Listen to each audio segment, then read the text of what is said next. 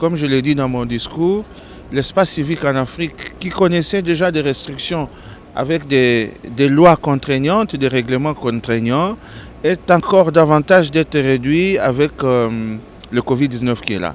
Vous savez qu'il y a des mesures de distanciation sociale partout.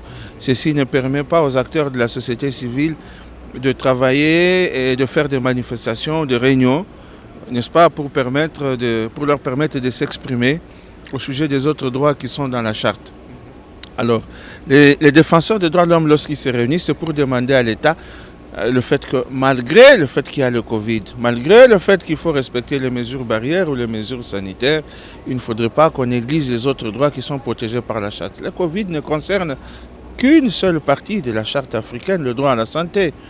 Mais il y a les autres droits de la charte africaine qui sont protégés par la charte africaine des droits de l'homme et des peuples qui ne peuvent pas être négligés pour autant.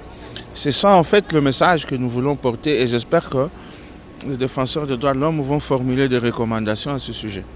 Pour l'instant, lorsqu'on parle de droit à la santé, tout se réduit d'abord au Covid-19. Vous savez que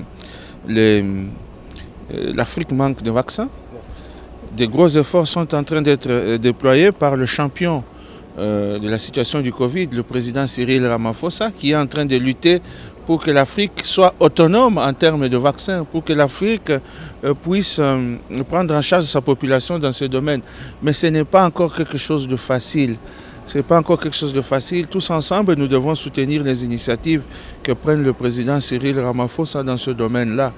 Les vaccinés en Afrique, il y en a très peu. Les chiffres que j'ai entendus, ce n'est pas des chiffres officiels, on me dit c'est encore moins de 10% de la population. C'est quand même un peu grave si ce variant qui est arrivé aussi, après le Covid basique lui-même, le variant Omicron qui est là, si on devait continuer dans ce sens-là, ce n'est pas bon. Donc je ne peux pas dire que la situation en ce qui concerne la santé, le droit à la santé en Afrique est bonne. Elle est mauvaise, très mauvaise. C'est pour ça que nous devons nous mobiliser tous derrière le président Cyril Ramaphosa, qui est le champion, qui a été désigné par les autres chefs d'État dans ce domaine.